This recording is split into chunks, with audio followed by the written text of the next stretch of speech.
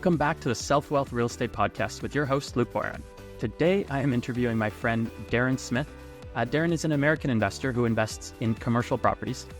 We met when we were in a mastermind program for wholesaling and flipping, which is what he used to do. He used to wholesale and flip in Pennsylvania and in Colorado.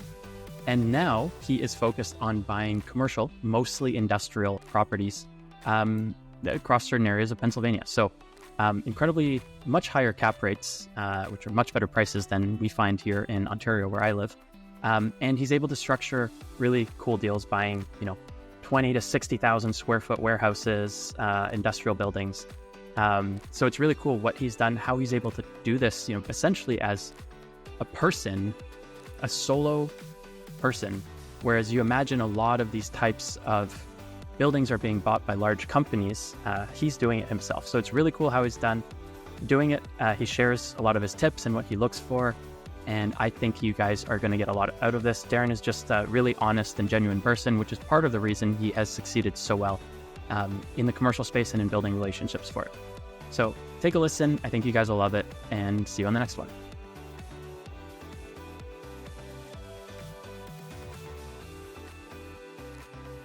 Darren, welcome to the show. Thank you so much for having me on, Luke. So Darren, can you tell our listeners a bit about your background, like what you do before real estate, and tell us a bit about your real estate journey. Yeah, I've been in real estate a long time, but like a lot of real estate investors, I also did other things at the same time, because as we all know, in real estate, there can be definitely some ups and downs with that. So my story goes back to as soon as I got out of the service back in 2003, I was in the Army. I worked in computer jobs, kind of carried over what I did in the service. And a coworker of mine who I sat next to was reading, real estate books. He owned a couple of rentals in downtown Baltimore, and it just really piqued my interest. So I, of course, devoured every book that I could. And within a couple of months, I bought my first live-in flip off a bank, and kind of grew it from there. And then, like a lot of people in the 2000s, made some money, was doing all sorts of stuff, buying trailer parks, flipping houses, handwriting letters, you name it. And it was going pretty good. And then, like everybody else, or like a lot of people, I also lost my shirt back in the crash of 08, 09. Kind of took me out of real estate for a little bit. I was in the residential space. But it took me a couple of years to get back into it. In the meantime, I went and got my master's, was still doing computer stuff, had that job overlapping the whole time. And then moved from Pennsylvania out to Colorado, really built up my wholesaling, flipping business out there. We ended up doing a couple hundred houses with that company I had out there. Great employees, loved it. Moved back to Pennsylvania 6 years ago, and that was when I started doing commercial. So a couple years, there was a little bit of overlap, but I basically gave that residential business to my employees. I've been doing full-time commercial real estate basically for about the last 5-6 years, and that's been my transition, and loving it. So a lot of ups and downs in the journey. It's a lot of fun, learned a lot, made a lot of mistakes, but happy where I've ended up. Absolutely. That's kind of how we met, was through the wholesaling flipping business. We were in a mastermind together, and that's where we met when you were doing that residential side. And then I knew you through that transition when you started focusing more on the commercial side, and then handed off your business to your employees, which I think was a really cool way that you did that. And we talked a good amount as you were getting into this commercial and doing really awesome things. I've been excited to get you on for a while to talk about it.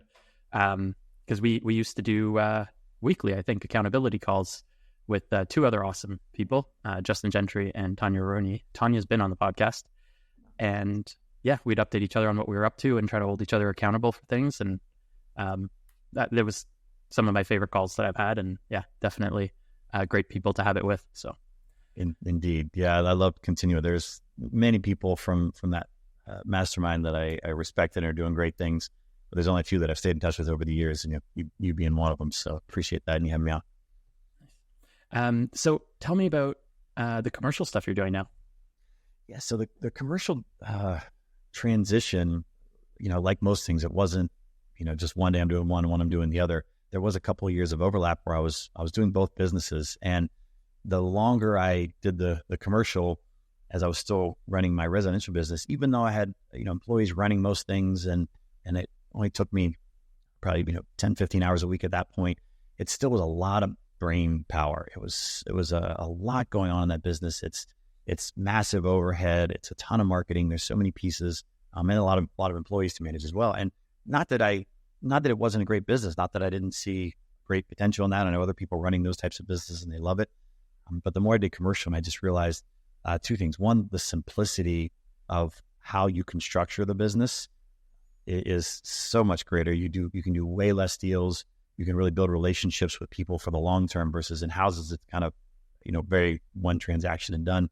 And then also, of course, the way you're able to scale it up so quickly. I mean, people say, hey, add a zero. It's some cases, it's more like adding 2 zeros to some of the deals compared to when you're in houses. So if you only do, a handful of deals a year or even less, you can have much greater results in that. And that was obviously very appealing from a lifestyle perspective as well. Yeah, and I definitely understand, what you're saying from a time perspective on the wholesale business and mental focus is there's so many changes all the time. You're always having to adapt to the market, to competitors, to all of that. And so constantly keeping, your finger on the pulse of what's working and what isn't. I know since the time you've been investing in commercial, there's been changes, as there has been with, the market's changed. Interest rates obviously will have had a big impact, but I don't think there's a lot more stable long-term trajectory in the commercial side that I think it's easier to keep consistent and not have to worry about all those changes in the same way. I also like what you were saying with, focusing your time, even though the business might have been good, it's what's the best use of your time. We talk about highest and best use of real estate often, but it's also the highest and best use of your time. And, you decided that spending your time, it was more valuable to spend your time focused on the commercial properties. And I think that was clearly a good decision. I know it's some of the projects you've done and they're really cool. So, and something I've always wanted to get into because, I grew up around commercial real estate as well. So I always loved the stuff. Yeah. You sent me your dad's, your book that he wrote, and I got a lot out of it. Even though it was written for Canada, there were so many pieces that are universal probably around the world, and really enjoyed it. And you talk about the stability. That was definitely a part of it, because it's like when you can lower your overhead and not have to worry about getting so many deals done per month. I still remember a stretch where I was doing really well in the flipping and wholesaling. And so I ramped things up a bit. All of a sudden I think, hey, I got this. And I started spending more marketing. And then I didn't do a deal for 4 months. And, this is when we were doing 30 plus deals, I think about a year at that point, up to 50, but that still doing them consistent. And it was just, it's devastating. And now fast forward to the commercial space, I've kind of done some transactions here and there, but I haven't bought anything for myself to purchase. The last person I purchased a property in this past December, but before that, it was over a year and a half between properties that I bought, for myself. And the previous year I bought 5 properties. So I'm still kind of newer commercial. I've only done a dozen deals, very open about what I have and haven't done. But the nice part was, because my overhead was low and because I already had some deals that were, everything was cash flowing and everything's covered, it was okay. It wasn't like I was sitting here saying, oh my gosh, this is crazy. In fact, life got better and better with what I was doing. And I continued the marketing. I continued having those conversations, because I think consistency in anything you do is so important. That's definitely what I learned from the residential. I did mailers. I did a lot of things that we can get into that. A lot of the skills I learned on the residential side, I carried exactly over into the commercial side. And I kept doing all those things. And I have many conversations that I've spoken with people 4, 5, 6 times over the last year and a half when I haven't bought a property, that I know there's a great potential for me to buy those when the market turns, or at some point in the future when things just transition with their situations. Absolutely. I think, the level of skill set, if you have all those tools in the toolbox, you can use your skill set so much better on the commercial side, or at least it makes a bigger impact. And actually, I think it was in part, our conversations that led me to do some of the marketing that I did for multifamily properties, and ended up buying, privately buying some multifamily properties and things like that. So, definitely I got a lot of value from our conversations too. And I love the creativity on the commercial side and what you can do, what you can put into deals. We could probably talk at some point about the way you structured some of the deals, but tell us a bit about what you've done in commercial and what you are doing. Like, what is it? What do you do? I really wasn't sure where I was going to land when I was making that transition. I had 1 or 2 friends that were doing some commercial deals. One was all multifamily. One was definitely a mix of all asset classes, and still to this day is. He's purchased about $150 million worth of real estate so far, of everything you can imagine all our country. I wanted to be somewhere in the middle. I didn't want to be I was definitely disinclined to do multifamily, not because it's not a great asset class, but because just the prices at that time when I was looking at it, the cap rates were so low compared to where the bank rates were. So I look, well, if my debt is the same no matter what asset class I buy, obviously you can do some other things with Fannie and Freddie Mae and HUD loans and things in multifamily. Speaking in the to the U.S. people, and I know there's similar type loan programs up there, so you can get better rates. You guys have much more available programs than we do, much better options than we have here. There's phenomenal debt in the multifamily side for sure, but I didn't want to deal with that. I'd had rentals obviously, and those kind of headaches. I mean, I think the laws have been getting more and more tenant favorable, and not that I don't think tenants deserve rights, but at a certain point it gets where it's just doesn't work for the landowner. So the point is, I kind of dabbled in a couple different spaces. I was in contract on a couple retail properties. Actually, was under contract and ended up purchasing an office building. But where I kind of fell in love, to be honest, was with the industrial properties. I go back to that simplicity of it, the returns I was able to generate. The people who owned the property is also something I was starting to like. I like commercial property owners just in general, talking with them. They're great conversations because it's like, how do we take you're most time in a great position or a good position? How do we take it and make it better? How do we leverage this thing that you've owned for years and you've built this wealth in this product and maximize that? Be it, whatever the case, there's so many ways you can structure deals, as you said. But in the industrial space, the cap rates at the time were about 2 points higher than the multifamily and the other asset classes we were looking at. So that was very appealing. So what, just for our audience, what were those 2 points higher? What is that? Yeah, so they were, I mean, on the Class A stuff that was the best, they might have got down to like a 5 cap if you were buying, an Amazon warehouse type of thing. And maybe they, at certain points, they even dipped lower, closer to 4 for some more institutional type things. But even the smaller stuff was probably like a 6 or 7. But then it was realistic that I could get like conversations in that 7 to 8 cap range, where if you were talking multifamily, they were definitely in the 5 to 6. So that was 5 to 6 multifamily, 7 to 8. And I still remember talking with some syndicator friends that I had on the multifamily side, and they were ecstatic because they said this should be a 4 3/4 cap, and we're getting it for 5 1/4 cap. And I'm just like, but your bank debt is 4.5. And so I understand those numbers. So and I wanted that context too, because 7 or 8 caps are, pretty much unheard of in Canada on institutional. There's no way anywhere near, well, at least any of the markets I'm in. So yeah. No, I don't know how you do it. And the product itself is simpler too, because you definitely have to know some things. And everybody, there's all sorts of details and roof types and foundations and walls and loading docks and truck access. So I'm not going to say there's not things to know, but when I look at multifamily, there's so many pieces of that you have to do, even operationally, from managing tenants. With retail, every tenant build out can be different, depending, Chick-fil-A wants this and Taco Bell wants this, and your sewing shop wants this, and all the build outs can get extremely expensive.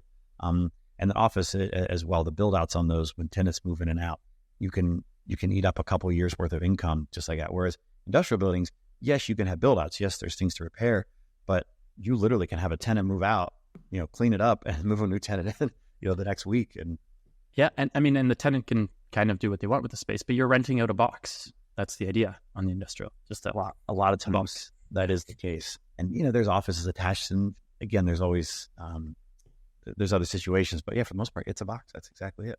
Yeah. Well, and sometimes, on industrial, it can be like, okay, I have, X thousand square feet, let's say 20% office, and someone actually wants it to be 30% office. Well, you can build more office inside of it, right? It's a box that allows flexibility, They do. In fact, I'm tearing out a couple thousand square feet of office in a warehouse that I have because they built extra office and now they don't want it. So now we're taking it back out. But yeah, it's modular in that way. And especially when you get into flex industrial, I don't own any of that. I've been trying, but those are great because those it's exactly what they are. You can build much office or as little as you want. How do you define flex industrial? It's something where people, usually what you see is you'll see like a row of industrials, like small bay is another term they'll kind of call that, in a row, and there could be 3 to 20 or whatever, but they're usually smaller. So they're a couple thousand square feet at most, sometimes as small as 1,000. And they'll have like an office built out in the front and then kind of warehouse in the back, but you will have people that will build out those to be more office space or whatever they want it to be. I've even seen some of those where they'll even have like a little retail store up front, let's say in a couple 100 feet, but then again, the warehouse in the back making whatever they're making or delivering whatever they're delivering. So absolutely. An example that I've seen often on those is those being used for quartz and kitchen cabinets. Yeah. They'll have their showroom in the front, kind of the retail side, where they display their finished quartz or whatever, and then in the back is where they cut the quartz and polish it, or same thing, cabinets in the front, and the back's where they kind of assemble cabinets and prepare them. So, do you see those in Canada? I've often seen those divided legally per unit, so they're turned into essentially condos and sold individually. Do you see those in your market?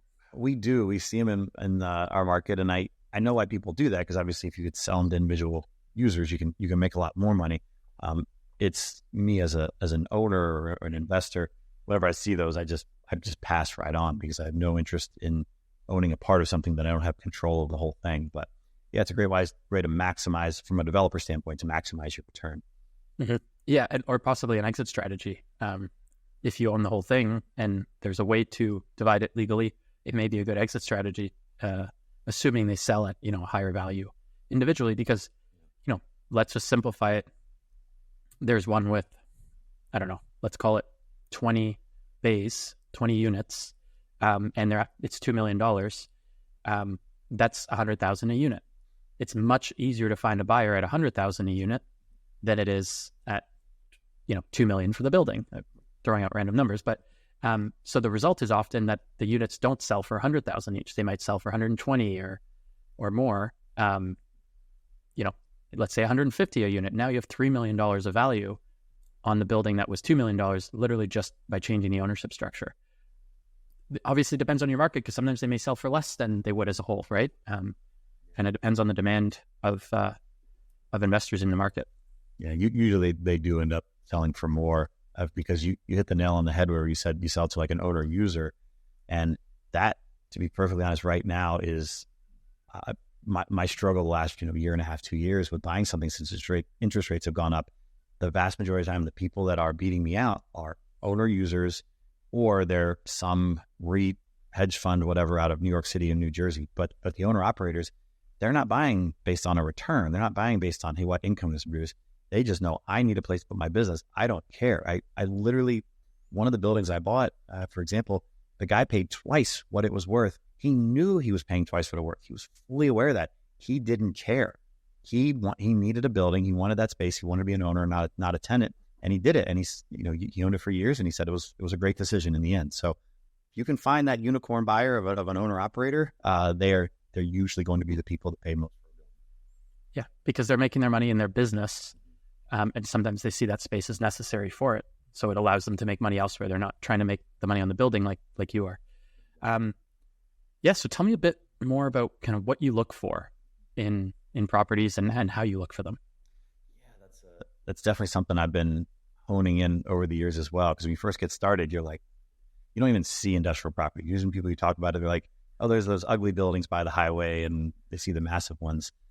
That's a lot of what's getting built last couple of years, by the way, is those minimum 200,000, but usually more like 4 or 5 and, million plus square foot buildings. That's the vast majority of all the new construction in the last couple of years has been happening. And there's been a ton of it. So those are properties where I'm not saying that there's a ton of risk, because my crystal ball has always been terrible. But what I would say is I would not want to be someone owning an older, very large property right now. So when I see those ones that are, several 100,000 square feet, but they're 30, 40, 50 years old, I think maybe not right now because the demand is so high. They've been building, but in 5 years and 10 years, especially when a lot of these leases are getting turned over. If you're in an older building and you have this brand new 5-year-old model, it's going to be a lot more appealing to tenants. So I wouldn't want one of those. The asset class the section of that asset class I focus in is the smaller stuff. So I love things kind of like 100,000 square feet is where, I won't say I top out. I would definitely buy something bigger, but that's really where I focus my efforts. And really that 20,000 to 60,000 is definitely the sweet spot for me. That's most of what I've purchased. And I love those because they're ones that they're not building anymore. very, very few of what's getting built is those smaller because there's not the economies of scale. Because from a price per square foot, if you're building, let's just say 50,000 square foot building, you might be spending close to $200 a foot right now by the time you get that thing up. So that's 50,000. If you're building a 500,000 square foot building, and then don't quote these numbers, but roughly you might be in the lower 100s. So the price per square foot, but you're not getting like significantly more rent on that smaller building. So it just doesn't work. So that's one reason. The other reason is they're a couple $1 million. I mean, the stuff I'm looking at is kind of like that 1 to upper single digit millions, maybe 7-8 million. And so those are classes. Now REITs and funds are moving into those. In fact, I sold a building last year to a fund, but for the most part, they were more looking at 10, 20 million plus dollar buildings, and in some funds, 50 million plus dollar buildings. Like they just don't play in this arena. So it was a nice sweet spot between, it was too big for like mom and pops, that want like 500 grand type building, but too small for the bigger players. At least it used to be. And the last year or two, that has changed in a big way. It makes it, been a lot harder finding stuff. So you're saying the big players have kind of come up or come down in what they're willing to buy size-wise? Yeah. For sure. They almost look at portfolios. They'll take, hey, I can buy 10, $5 million buildings, and they're willing to do that now, whereas before they weren't. Mm-hmm. Okay. Yeah. Increased competition for sure. And yeah, that's something I've always liked about the space is you have a lot of competition on a duplex because there's a lot of people who can understand owning a duplex, but 99% of those people aren't looking at wouldn't consider buying a 50,000 square foot building. They wouldn't know where to start. And yeah, I mean, for you, 20 to 60,000 being a smaller building is still pretty crazy. I'd be very, very happy to buy a 20,000 square foot building. I am too. I love actually 15,000, but it has a big lot. I think there's room for growth. I love it. It has a national credit tenant in there. I got it. Actually, I bought that one at 11 cap. So an 11 cap. Wow. Yeah. Did you say that was the one in December? Yeah, that was the one I just closed in December. 15,000 square feet at an 11 cap. That's crazy. Can you quickly just, for listeners who aren't quite sure what we're talking about with the cap rate, can you just explain quickly? Yeah, all that means is that's the return that you're looking to get on your money. And so what you do is you take the net operating income, the NOI. And so if you had $100,000 a year in net income, and net income isn't like your total income, that's maybe the total rent is 150,000, but if you have 50,000 expenses, your net is 100,000. And if you had, if you say you were buying that at a 10 cap, what I do is I just take it and I would divide that by 0.1. So that 10%. So if I want to get a 10% return on my money, that means I can pay $1 million for that 100,000 square foot building. I'm sorry, for that $100,000 of net income. And the lower the cap rate, the higher the price you can pay. So if you took that same $100,000 of net income and you divide it by, let's say it's an 8 cap, so you divide by 0.08, I think that works out to $1.2 million if I have that right. So the lower the cap rate, the higher the price the building would sell for. So in this instance, the 11 cap, I would actually have paid, around like $910,000 for that same $110,000 or $100,000 of income. Yes. And to be clear for people listening, it's after all expenses except debt. I mentioned that, but to be clear, so that means if you buy for simple numbers, for my simple math, a $100,000 building, a 5 cap means you're going to get $5,000 a year after all other expenses without the mortgage. On a $100,000 building, an 8 cap means you get $8,000 a year, and a 11 cap means you get $11,000 a year. That's after, any property taxes, maintenance, any of that stuff that you pay, but before your mortgage payment or any debt you have. It's basically if you were to own it in cash. Speaking of maintenance, taxes, insurance, one of the benefits of commercial and industrial, and I find possibly industrial more than some other commercial, is the ability to have the tenants pay taxes, maintenance, insurance, MIT, TMI. How do you refer to it? Do you use TMI or? We just call it triple net. Or triple net. So, okay. So NNN. So it's net, all the maintenance, taxes, insurance, exactly as you're saying. And the other great thing about commercial, there's so many ways to slice things. And I have leases that are really almost absolute net, but I'll call them triple net. They're true triple nets. And I have leases that are full service gross, meaning literally I pay for absolutely everything: the utilities, the maintenance, the management guy, the cleaning, snow shoveling, and it's everything in between. Now, why would I do that? Why would I have leases that I would pay for everything? Well, it's because they're paying a lot more on their base rent for that. So you just, you kind of figure out what the average maintenance costs are, what the triple nets would be on a building for the year. And I just kind of add that into what their base price is. And it really, a lot of it depends on, what you're willing to do. Obviously, tenants love to put the risk of that. They love the gross leases because they don't want to deal with it. They don't want to, they want a set price, usually to do that. Other ones, they don't care. And so they're saying, yep, I like this rate. I'm willing to take it on. One of my triple net buildings, they not only paid for everything, but they also absolutely managed all of the things. I was responsible for the roof and the foundation. That was the only responsibility that I had on the whole building. And I remember the only interaction with the building for the entire year was I got an email once for a $600 roof repair. Like, they literally called the roofing people, got it fixed, and emailed me the bill, even though I'm responsible. So anything else, like they replaced an HVAC system, I didn't even know about it. More common on a triple net, though, is the owner of the building will have involvement in managing and getting those types of things done, and then they will bill that back. So in the normal cases, the tenant calls the owner and says, hey, the air conditioning went out. The owner would get that thing fixed and then bill that back to the tenant. And that can either be billed back right away, or it can be billed back. What they do is they will do it at the end of the year. They'll either reconcile or they'll adjust the triple net for the following year to raise that. It could be spread into the monthly payments, right? Yeah. That's more common how it's done, where it goes up and down. And so if taxes go up, the tenant pays the change there as well.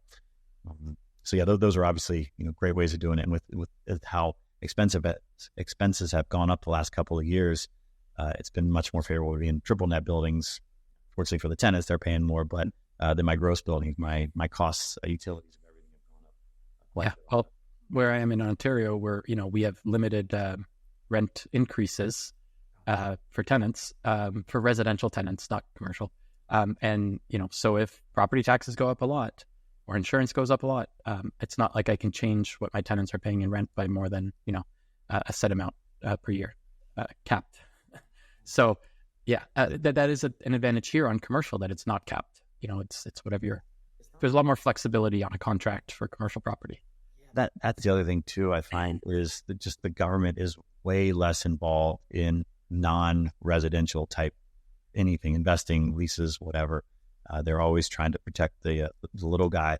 Again, I'm not saying the little guy doesn't need protection, but to go back to your example of rent caps going up, yes, you don't want people overpaying, but all that does is stifle any type of new investment. And so it's just going to keep the housing supply shorter, longer, and drive prices up even more. Absolutely. So you talked a little bit about your marketing and mailers and stuff like that. You want to tell us a bit about how you're finding some of these buildings, or what you've tried, and what worked and what hasn't? I'll say the two things that really been working for me, and it's something all of your listeners have probably done if they're in the residential space, is mailers and broker relationships. That's how I've done all dozen of my deals.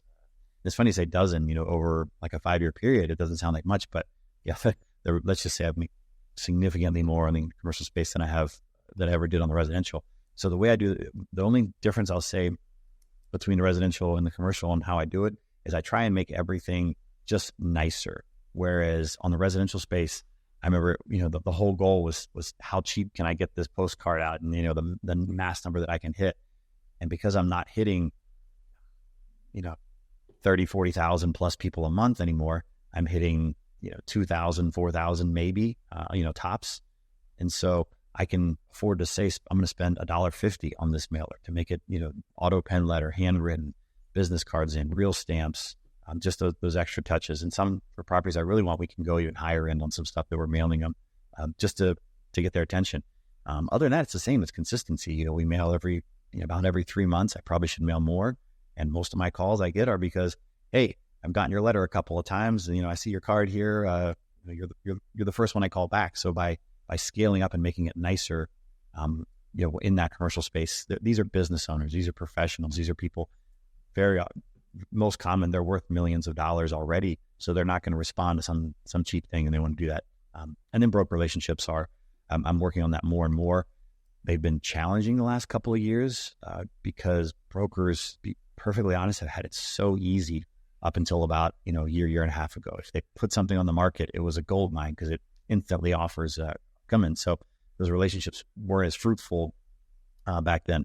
I think they're going to come around now. I mean, as your listeners may know, transactions have dropped off about 70% from where they were. That means in an average year, there's 70% less deals getting done. That means brokers are not as, not getting paid as much. And so they're going to get more motivated. And I think it's still that seller's market for a lot of asset classes, definitely not all of them, office especially, depending on your location. Although in our area, office actually is doing surprisingly well in South Central Pennsylvania. But I think as interest rates stay higher, which again, my crystal ball has been wrong most of the time, so take it for what it's worth, but I think we're going to see rates staying high minimum through this year. And I actually think all the way through the end of 2025, if they drop at all, it's going to be very minimal. And so in those environments, I think there's going to be more opportunities for both brokers and owners.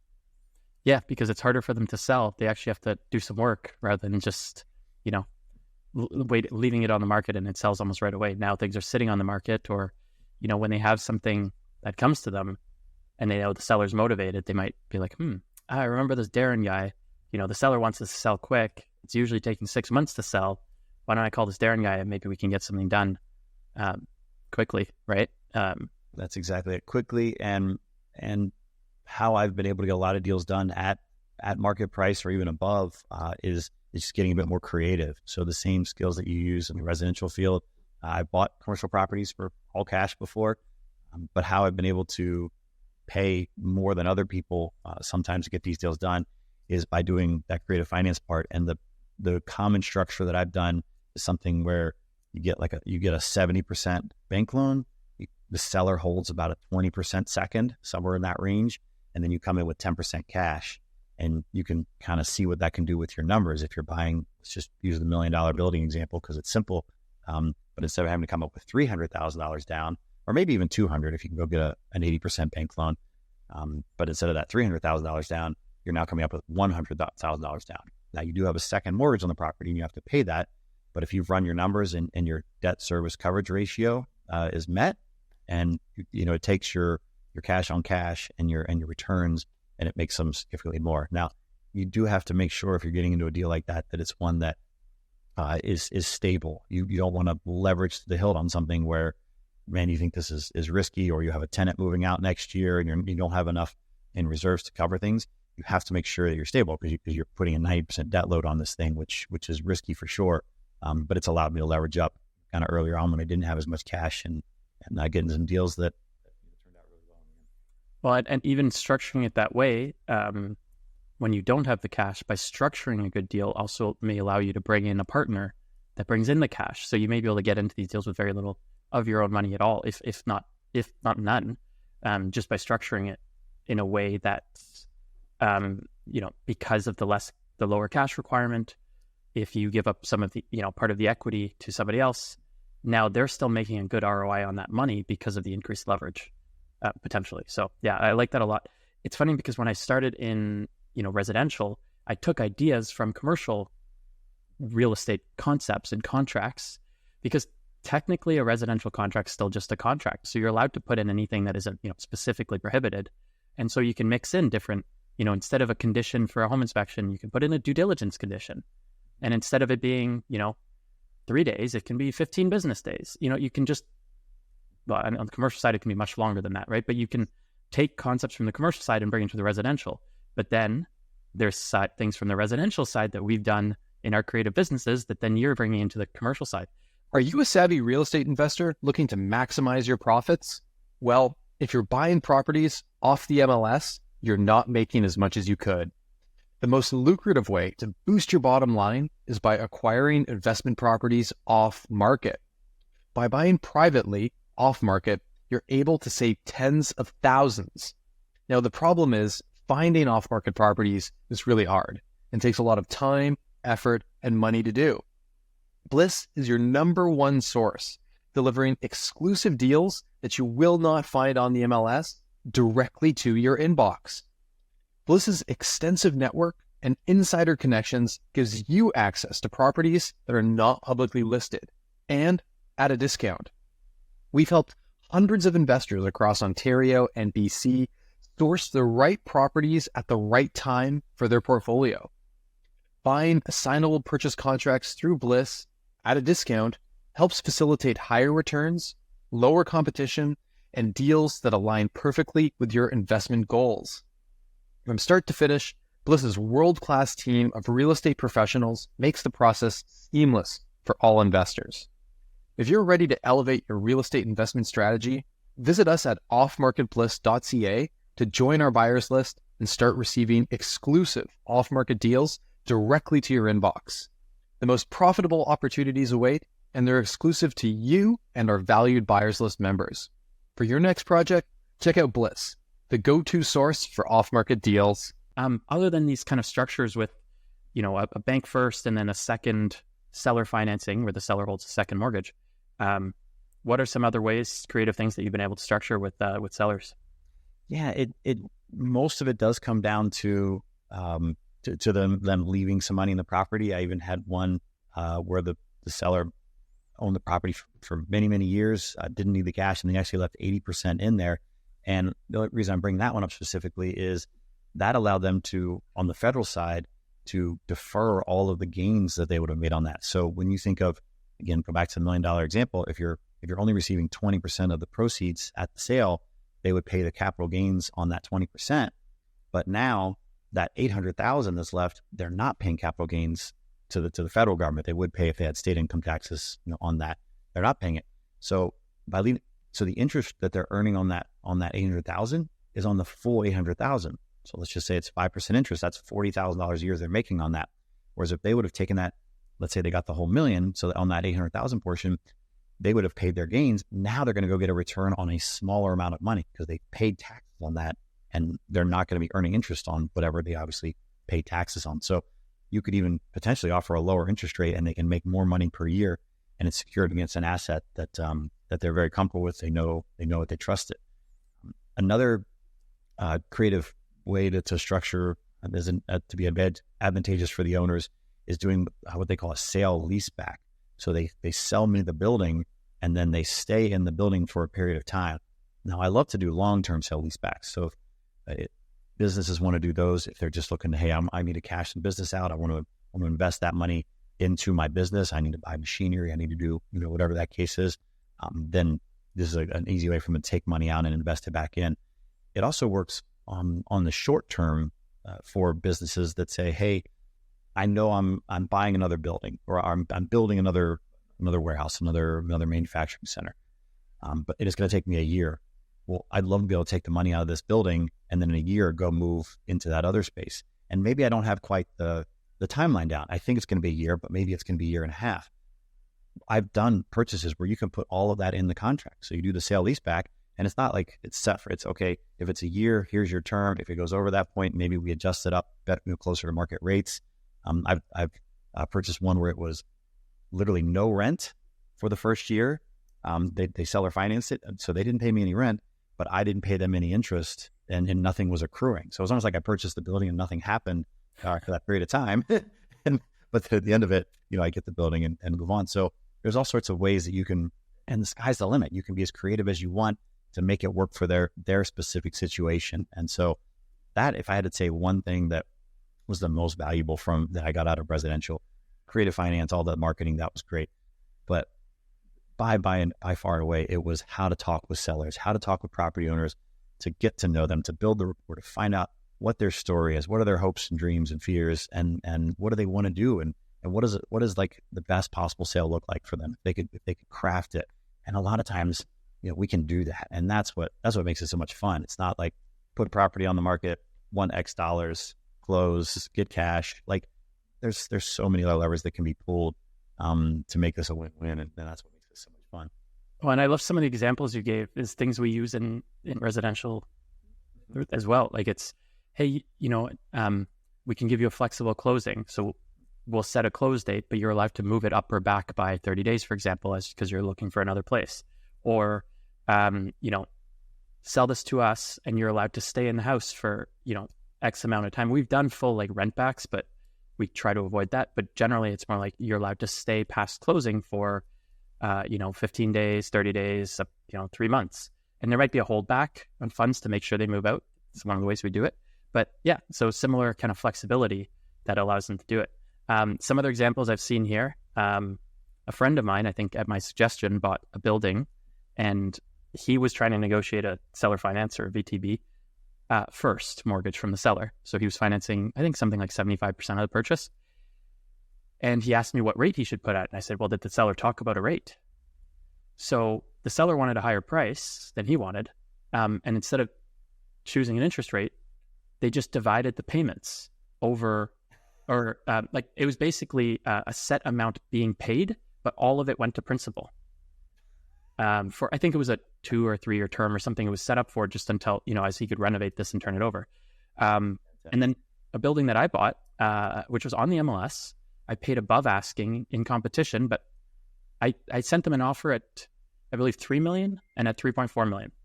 And the 3.4 million, so it was a little complicated because it was a 24 unit building, beautifully built, concrete built, like very well built. Rents significantly under market, like average rents of 700 to 800 when market rents renovated are in the 16 plus 100.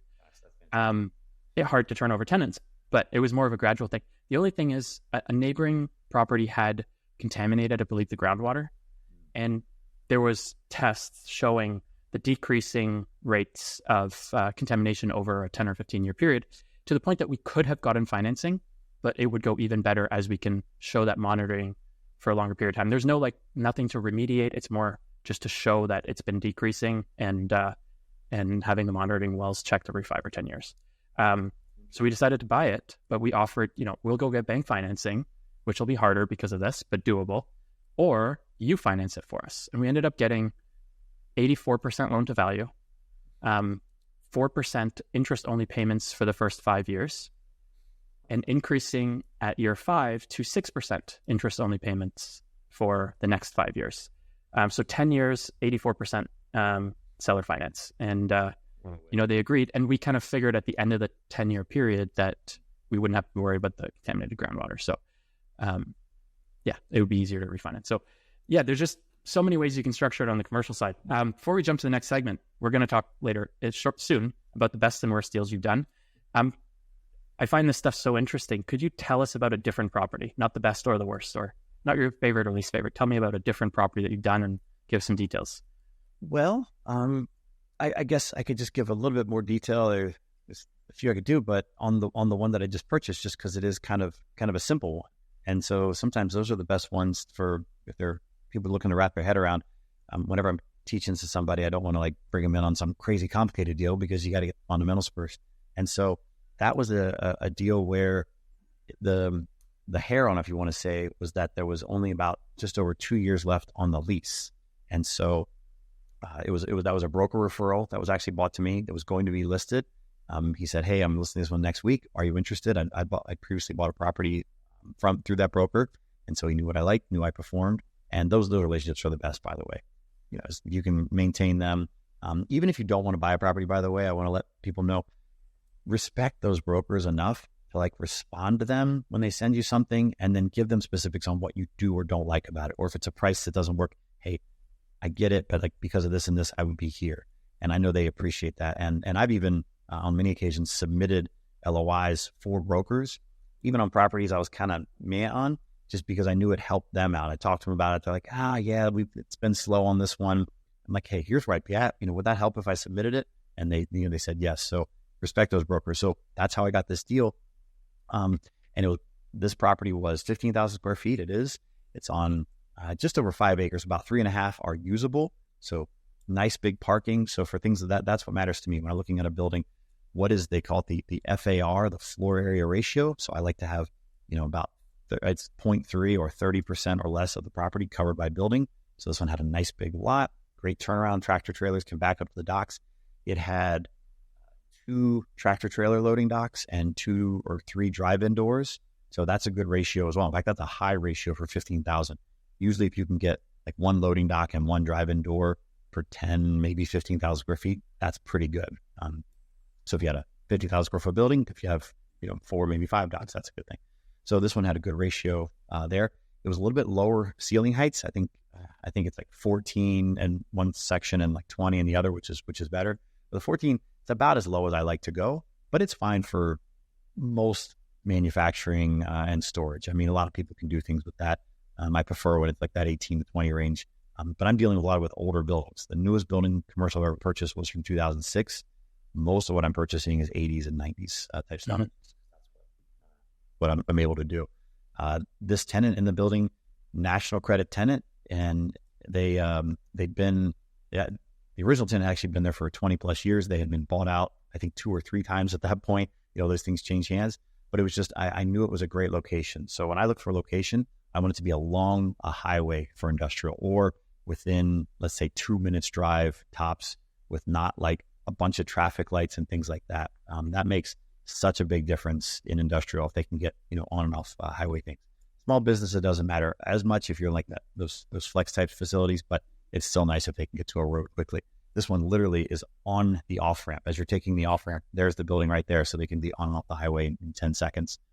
Big factor. Also had visibility being right on the highway. So again, signs right there, all things that tenants love. I like to talk to the tenants beforehand. Hey, what are your intentions, especially with 2 years left on a lease?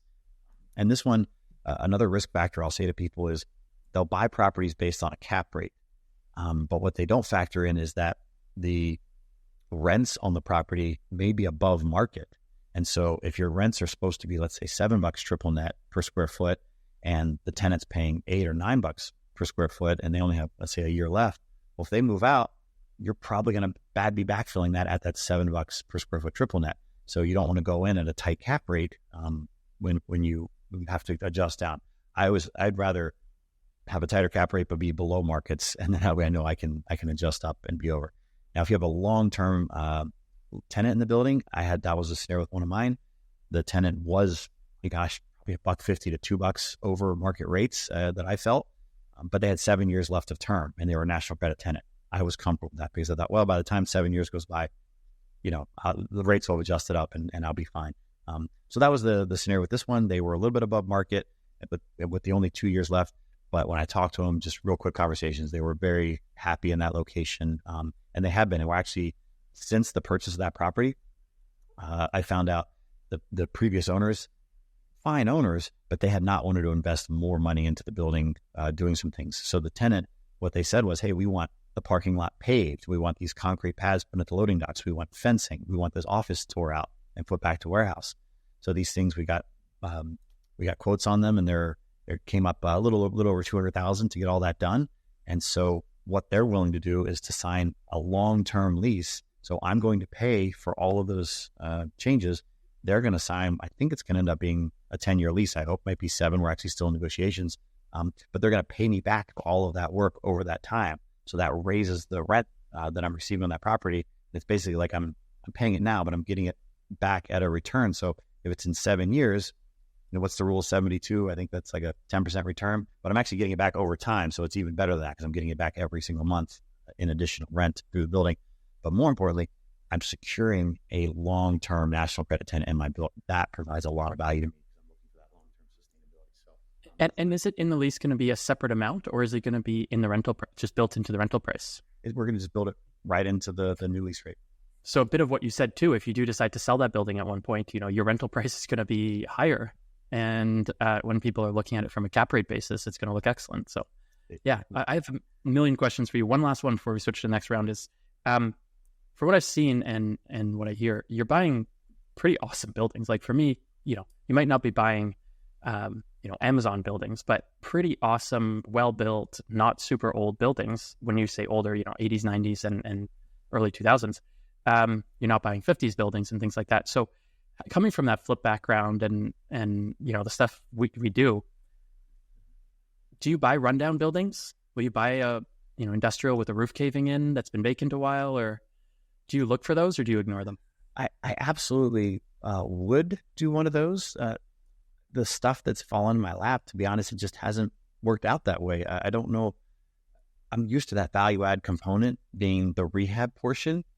It hasn't worked out that way. Most of what I've done, the value add component is just working with sellers and being creative with their situations and building that rapport and making it a great sale for them. more from the terms and leasebacks and things like that. The work that I put into buildings, I look for those all the time because one thing I've been hunting for hard is a very large, 200,000 plus square foot old building that I can turn into small bay flex, where I can put in, those 1 to say 5,000 square foot units and bathrooms and stuff. And that stuff is selling so quickly. It's hard to find, or it's in an area. I mentioned the FAR where it just has no parking. So it's like this huge building, but it's like in the city. I stay outside of the city for multiple reasons. Politics not being, or definitely being one of them. But usually those buildings, they're harder to get to. It's small streets. There's not great parking. And they're usually those older brick buildings that just kind of are not what I like to deal with. So yeah, it's not by intent, honestly, that I end up with these buildings, but I'm very happy that I have, because they're nice to own and manage and maintain. Awesome. Yeah, I wouldn't complain either. All right, let's move on to the next segment of the show, where we talk about your best and worst deals, or your favorite and least favorite. Do you have a best or favorite deal to talk about? Yeah. Favorite deal, I think, as most people would, it's the ones that make them the most money. And so that was definitely one I ended up selling last year. The property made me the most money. It was everything we've kind of talked about through this show already. It was, I mailed them a letter. They had my business card in. He called me up, and it wasn't like you get a deal. This moves so much slower than houses. You don't just all of a sudden meet out and sign a contract the next day, and that almost never happens. We built a rapport. We met at a diner actually, and just talked over what he was looking to do. He had purchased the business and the building 20 plus years prior. I had sold the business to another company, and still owned the building. He was just looking to simplify. As many of them do, they'd move south. And so he was just saying, hey, I just don't want to manage and own this property anymore. Even though it didn't take much, it was on his mind. People always ask, why would somebody sell you a building that's doing great and takes no management? And it's like, people have their own reasons. You don't try and guess them. You just try and listen and see how you can help them the most. He was trying to do all sorts of things with tax strategy on this building. He looked at, they call it a Delaware statutory trust. I could have that word wrong, but all these things to defer taxes and how to put this money in the best place possible for his kids. And he was donating to a charity. And I just followed all of that, and I tried to assist in any way I could. So I did more research on this Delaware statutory trust than you can imagine. I knew his wife was on the board of a charity. And so I made a significant donation to that charity. And, she see that name on the list. It was, large enough that I knew, they'd find out. And I want to donate to charities. I donate to many, many other charities, but I did that specifically because, it was a little bit self-serving now, to be perfectly honest. But you learn about their grandkids and hanging out, and you just have those stories. And he could have sold to many other people. The reason he sold to me, and he told me, he's like, hey, look, you're a local guy. He's like, I get these letters all the time. He's like, you seem like you're giving back to the community. You're someone that I can work with and trust on this. I gave him several references. He asked for them, by the way. I don't offer, but he asked for references. He called 3 people I'd purchased properties before, spoke with them, and he called my accountant to talk about my finances. So he was a very financially sophisticated person, very savvy, knew what he was doing. And he lent me, this was, I said, the best deal I've ever done. He lent me 22% as a seller carryback. And then I was able to, through a mortgage broker who knew all the banks in the area, I was able to get a 78% loan in the first. So I literally came in with 0 money down on this deal. And the reason the bank was willing to do that was the mortgage broker knew this bank from out of the region who did business with the tenant and knew how financially strong the tenant was in that building. And so they really wanted to own the building, their tenant, that they did business with that tenant, because they had a very strong relationship with that. And so they came with that. So literally I bought the exact numbers on the purchase. I bought it for $3.525 million. I paid all closing costs, all taxes, everything. And to close that building cost just a little over $150,000. So you were out of pocket $150K to buy a $3.5 million building. Yeah, the cash flowed over 10 grand a month from day one. So pretty much just over a year in, 15 months in, you had all your money back. Wow, that's an amazing deal. It was an industrial building. How big was it? Yeah, industrial building, 48,000 square feet. 48,000 square feet. Wow. Yeah. And I sold that building last summer. Actually, I wasn't trying to sell it, but I got an offer unsolicited that I couldn't refuse. And it, you heard those numbers. So it took an offer that I couldn't say no to. And again, it was out of a fund out of New Jersey, actually, where they just syndicated a bunch of money. They had a 1031 that was closing in 2 weeks. Their last one fell out. They either were going to place that money or they were going to write a big fat check to Uncle Sam. And so they were very motivated to pay an extremely low cap rate. And can I ask what you sold it for? Yeah. So I sold it. Yeah. Judy? Can I ask what you sold it? How much you sold it for? 5.4 million. Wow. And how long did you own it? 17 months. Oh.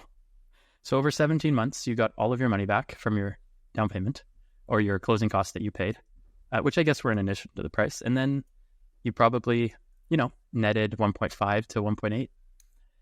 Yeah, somewhere in that range. Yeah, it was over almost 1.8 or maybe a little over. So yeah, wow. And again, that's obviously best till ever. Those don't always happen. Yes. Honestly, the building wasn't worth that much. I almost felt bad for the previous seller because I'm like, man, I made this huge profit. I had no expectation of that happening. Two things actually drove that price. One, an extremely motivated buyer on the exit that was unsolicited. They were very under the gun on their 1031.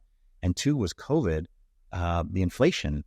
This was a CPI adjusted lease, so consumer price index. So the rent went up based on the Philadelphia Consumer Price Index, and the owner had missed the year before. So literally, I got almost a 10% bump in the first year, like right away. Literally, like the next month I owned it, the rate like 10% because the previous years and that current years, and then the next year I think it was almost 8%. So the rent, when compounded. So you think in that short period of time, the rent went up like 18% in the first year and a month of ownership.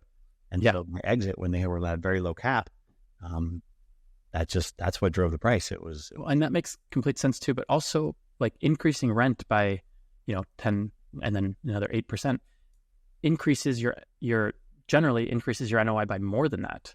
Assuming that many of your other expenses are fixed, or fixed, they might go up. Like insurance has gone up more, property taxes might go up more, but they may not go up quite as much. Some of your expenses aren't going to go up quite as much, and because your rent is higher than your expenses, even if they do go up, even if your expenses went up 18% at this time, your gross rent going up 18% increases your NOI by more than 18%. So it has accelerated or porting on that. Not a normal deal. And I thought I paid close to a fair price. In fact, in the beginning, the seller was kind of wanting around like 3.1 million is kind of where we started our conversation. And through the negotiations, he ended up asking for a higher price, and I was happy with the lower price. But I'm like, okay, hey, 3.5, the numbers still work well. And honestly, I was willing to pay. It was close to the highest price per square foot that area had ever seen for that vintage of building. So I think that was like 74 square foot roughly, and the highest price was like 76. So from a building perspective, I was paying absolutely top of the market for this building. But I thought, hey, this works. And an excellent tenant, and it cash flows, and I agree with what you're saying. You weren't looking for a home run on this deal, and that's how I operate too. I'm not looking for home runs, but when you consistently aim for base hits, you occasionally get home runs. If you swing only at home runs, you miss almost. You're going to miss almost every opportunity. So if you consistently swing for base hits, just home runs appear. They happen when you're not expecting it, and but you put yourself in the position to be able to have them, and some of them work out that great. Any lessons that you learned from this deal that you'd like to share? Gosh, there's many, but I would have to say when the seller told me, hey, I sold to you because I liked you, basically, that wasn't his exact words, but because you seem like a good guy who's doing good stuff for the community and you're local. And that was it. That is the biggest thing I could convey to people is you gotta know your numbers. You gotta be competent and have credibility. But really just be likable and get to know the people, be truly interested in them and what they're trying to accomplish and how to achieve their goal. If you can do that, it'll work out. Yeah. And your reputation is so important in this industry, being a person of your word. Yes. Smaller.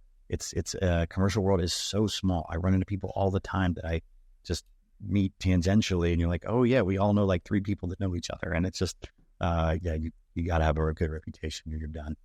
Absolutely. All right, so Darren, can you tell me about your worst deal or the least favorite deal you've ever done? I'll say I've lost more money on other deals, but I'll tell you about I put a ton of work into a deal one time, and I lost I think like 40 grand on this one. And what it was I've done this on other ones where I put the property under contract to purchase, but they're vacant. And especially earlier on, I didn't have, and if they're larger properties, I didn't have a lot of money to just buy a property for cash and then go find tenants later on. Mm-hmm. Or even if I had the money, I didn't want to do it because I'm like, I think this building, the renting, it could be a little bit challenging. And it turns out in this case, it absolutely was. So what I did with this guy is I negotiated up front, and it was a smaller building. I think it was like about roughly a $400,000 purchase price is what we'd agreed to. But he gave me like 6 months of due diligence to get this thing rented. So I put it up for rent or sale. That's what I do. I put it for rent, but I also throw the for sale on just in case, because you never know. But my intent was to close on it, rent it out, and fix up and rent it out. And so, I bought it. And the other little caveat on that one, he had about 2 months left. I think he was receiving rent from his previous tenant who had already moved out on that. After that, I was going to pay his mortgage. So I was basically covering all the expenses for the building. So I think I ended up paying about, $5,000 to $6,000 a month after month 2 to cover what he was paying for. And then through that period, I ended up putting, I think about $15,000 to $20,000 in the building, little roof work, the front was covered with bushes and trees and grass and stuff. So cut that up, just made it a little bit more presentable. Long story short, I worked my butt off trying to get this thing leased, and tenant after tenant showing through. I listed it with a broker. We tried this thing, and it had a kludgy entrance. So if I had to share one thing, it was, if you find buildings that have something weird about them, it's not cute. It's not like, oh, one of a kind. No, that's crap. Because if it's a real one of a kind, because nobody's built it again that way. This one, it had wonderful visibility on this main road, but to get to it, you had to go like 2 traffic lights around and then like cut back between 2 houses up an alley to find it. And you couldn't even find it. I went to the building how many times, and I kept getting lost, like getting there because I missed the turn. I think that just drove people away. So in the end, I ended up I never was able to rent it. We found a buyer who had another inspection done. We ended up reducing the price somewhere closer to $300,000, and that buyer came in and buy it. Now, I could have walked away at any point earlier in this because I was still under due diligence. I could have just said no. In fact, we ended up selling property for a lower price than I even had it under contract for. So I lost money on the $5,000 a month or $6,000, whatever it was. I lost money on fixing the property up, and I lost money on the closing. So all these points, I could have just said, forget it. But I truly felt I had an obligation to this guy at this point. I told him because I thought I could do it, and my broker really was sure we could get this done. He was out of state. He couldn't manage this thing anymore. He was in over his head, and I thought I needed to honor my word. Even though I was in due diligence, I could have gone and I said, I'm going to honor my word. We're going to get this thing done, and we did, and we closed it. So it was a lot of work, a lot of bands back and forth to the property, to not end up buying the property at all and have to write a check to close the dang thing for somebody else to buy. But that's okay. And sometimes the time we spent and the effort and mental energy and lost opportunity elsewhere is a bigger cost than the money we lost on the deal, right? For sure. Yeah. For sure. So lessons you learned from this, for one, it sounds like that visibility, the weirdness was one of the lessons. The weirdness, the alley to get hard to find, absolutely. And also, I guess kind of a lesson from this that you knew from the other one was keeping your word, being a person who honors their word and does what they say they're going to do. Even the other seller checking references. I don't know how this seller felt about you after those 6 months, but the fact that you took a loss, fixed up their building, paid the costs all this time, and they know you lost money. The next seller who calls them as a reference, most likely that seller's going to say, yeah, like he lost money to do what he said he was going to do. That's a marketing cost right there. That's worth it, right? So get a testimonial from him. I have not used him for a reference. There you go. Get a testimonial because you did what you said you were going to do, even though you didn't need to, and it cost you money, and time and effort. So I think that's very valuable, showing that. Yeah. everything we do is self-serving. And I know in the end that, having that reputation will only make me more money later on. So we call it self-serving. It's funny that, self-serving, I find that interesting because if you try to find a reason that something is self-serving, there's always a reason for it. Like, oh, I like doing things for other people because it makes me happy to see them happy. I guess that's self-serving, but I'm actually just trying to make other people happy. So at some point you can justify everything with it being self-serving. But the reality is it's not, you're doing it because you want to do the right thing, not because you're trying to be self-serving. All right, with that, let's move on to the final section of our show, our round-off questions. The first one is, what has changed about your approach to real estate investing with your experience? So many things to that transition. We've kind of already discussed several of them, but I'll say the one that I'm constantly tweaking is my focus. And by focus, I mean the asset type that I'm on and my geography that I focus on. In the beginning, I was marketing all commercial. Then I focused in on industrial, and I was hitting all industrial in my area. Then I really focused on industrial that was within about 2 miles of major roads, and I focused it even more. And you can do like this corridor mapping on CoStar is the software that I use to pull data. And so I really kind of focus on those, and they got higher points. And so I've kind of focused my list more and more. So to now, instead of targeting 20 to 30,000 properties, I really focus on more like 5,000 to 8,000 properties are the ones that I'm hitting the most. So that's one adjustment I would say is really find your niche as much as you can and narrow in on that. And now I say that only to go back on exactly what I just said is I'm actually expanding a bit now again. I was within that, about an hour and a half along highways. And now because of, I think, listed properties and auction properties are coming back into profitability potentially, I'm not going to market, nationwide or this huge area, but I am absolutely now I'm making offers on and talking with brokers of properties that fit my criteria in a much wider region. And I'm also looking at some retail properties in the same region, the same size, like that 20, 60,000 square feet, I think are a good one. So I'm expanding out, not my marketing, but I'm expanding my focus a little bit on bigger areas or bigger geographic region and different types of properties. So yeah, that's probably the biggest change that I've made over time, just adjusting that in and out and what is that best use of my time, the best focus. Yeah. My resources is it. Well, I love that understanding of what your focus is and understanding of what you're looking for, because if you don't know what you're looking for, it's very hard to find it. Yeah. Figure that out. Like get narrow. Even if you're just learning and you're like, what do I focus on? I don't know. They're like, I have no idea what I want. Pick one thing, pick an asset class, and just meet with every broker you can. Every time, how I learned industrial was if a property owner if he called me back after a letter, like, man, that sounds like something I might be interested in. Hey, can I meet you out at the property? I had no idea what I was looking at. I had no idea if I wanted this property at all. But like, if I can meet him there, I'm going to learn something. I'm going to talk to this guy. He's going to start talking about roof joists or whatever I don't even understand, but I'm going to figure something out. And that was very, very helpful. Awesome. If you could go back in time, what's one piece of advice you'd have for a younger you? Yes. I think the one that most real estate investors would give is start sooner. I wish I'd have made that transition over to the commercial side before, and I did. And I'm very grateful for my residential experience that I had. Man, it was a lot of ups and downs, and it was a challenge, but I learned a lot from that. I wish I would have made that transition sooner. The other advice I would have given, and I received this advice and did listen to it, and I didn't know how good it was pick one marketing channel to start. Get good at that. Get your data dialed in, which is challenging in its own, but then pick one channel. And if you're going to do Facebook marketing, own it. If you're going to do Google ads, own it. If you're going to do mailing, own that.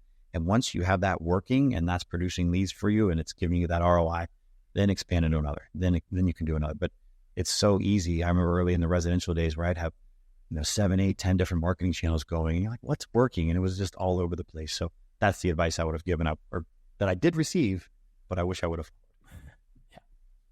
Yeah. All right. And last question is, what is the most overlooked or the most overhyped investing strategy in your opinion right now?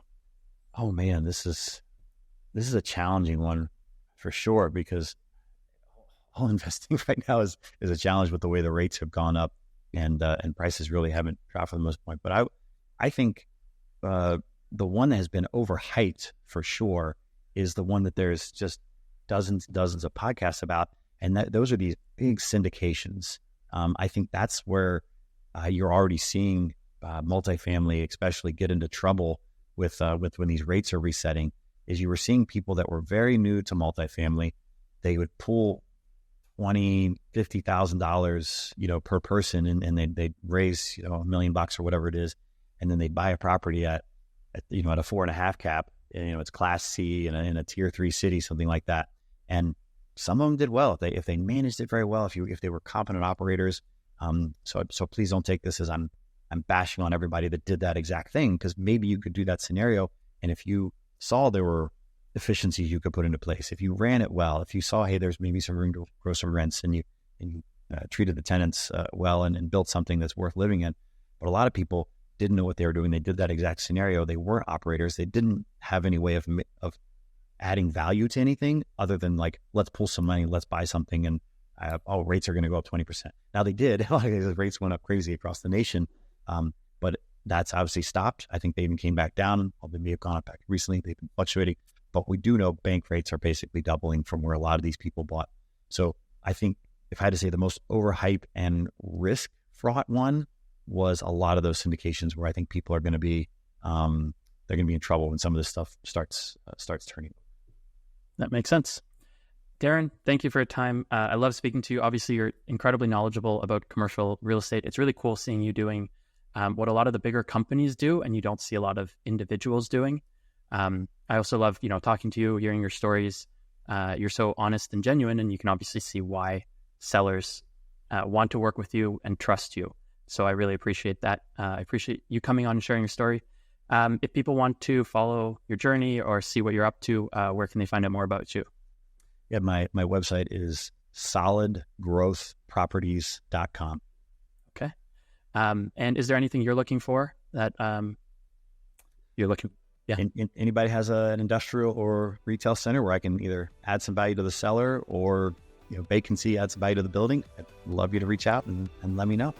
Awesome. Okay. Thank you so much, Darren. Thanks for coming on the show. Thank you, Luke. I really appreciate having me on. Take care.